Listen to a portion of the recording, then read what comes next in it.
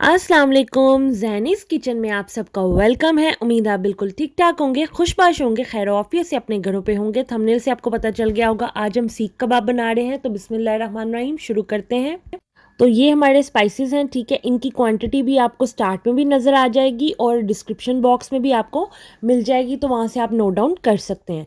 और यहाँ पे हमारे पास 750 ग्राम यानी 3 पाव चिकन का कीमा है और 2 टेबलस्पून ये हमारे पास मैदा है। इसको मैंने रोस्ट कर लिया था बिल्कुल धीमी आंच पे, दम वाली आंच पे। और ये हमारे पास वेजेस हैं, इसको हम क्रश कर लेंगे मशीन में।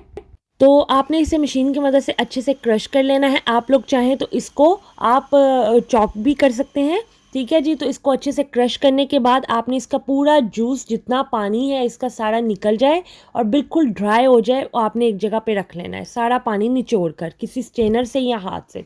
उसके बाद आपने चिकन के अंदर जो हमारा ये ग्रीन मटेरियल है ये हम चिकन के अंदर डालेंगे। उसके बाद जो हमारे स्पाइसेस हैं जिनकी क्वांटिटी डिस्क्रिप्शन बॉक्स में मौजूद है वो हम डाल देंगे। 2 टेबलस्पून मैदे के डालेंगे इसमें।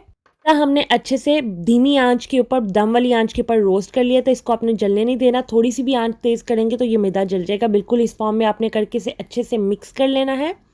हाथों की मदद से आपने बिल्कुल अच्छे से मिक्सअप कर लेना है, ठीक है, बिल्कुल जिस तरह आपको स्क्रीन पे नज़र आ रहा है। और एक दरमियान में आपने एक सर्कल बना लेना है। उस सर्कल में आपने एक स्टील की कटोरी रखनी है और उसके अंदर चारकोल रखना है स्मोक के लिए। मेरे पास चारकोल है और मैंने ऑलरेडी 1 टेबलस्पून इसमें ऑयल डाल दिया है। ऑयल लाजिम डालना है वरना स्मोक नहीं बनेगा।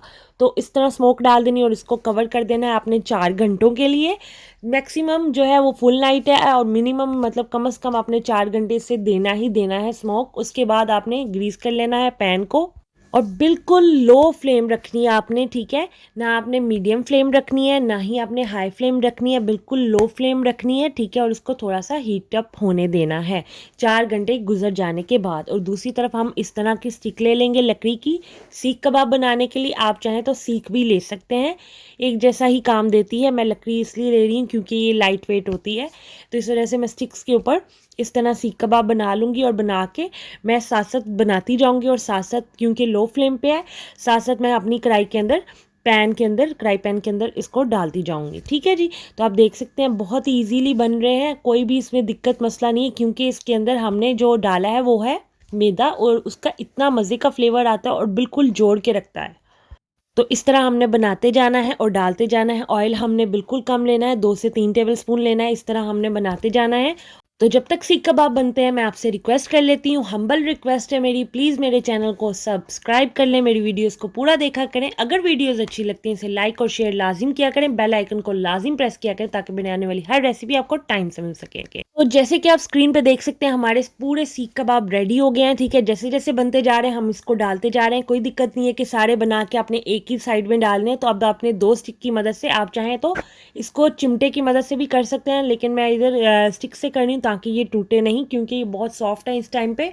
तो इस वजह से हमने इसको इस फॉर्म में स्टिक की मदद से टर्न करते जाना है, ठीक है जी। और साथ साथ हमने जो मज़ीद हमारे सीख कबाब बाकी रह गए हैं वो भी बनाते जाना है और डालते जाना है। और फिर जब एक दफ़ा सारे बन जाएंगे तो फिर हम इसे दम की आंच पे पकाएंगे और उसमें भी हमारी चारकोल स्मोक जाएगी, वो मैं आगे जाके आपको बताती हूँ। और इस तरह हमने अच्छे से टर्न कर लिए अपने सारे सीख कबाब। और सीख कबाब को जैसे जैसे टर्न करना है, टर्न करते जाना है आपने ब्रश की मदद से। साथ साथ इसे ऑयल लाजिम इसके ऊपर लगाना है, ठीक है। इससे ये बहुत ही जूसी और सॉफ्ट बनेंगे, ठीक है जी। और बिल्कुल आपने इसमें आपने जल्दबाजी नहीं करनी, बिल्कुल आपने लो फ्लेम पे बनाना है। और हमारे सीख कबाब को कलर आने में तकरीबन 5 मिनट लगेंगे, ठीक है। एक साइड पे 5 मिनट लगेंगे और फिर दूसरी जब हम टर्न करेंगे तो 5 मिनट लगेंगे। टोटल 10 मिनट के बाद आपने इसको इस तरह स्टीम पे 10 मिनट के लिए रख देना है।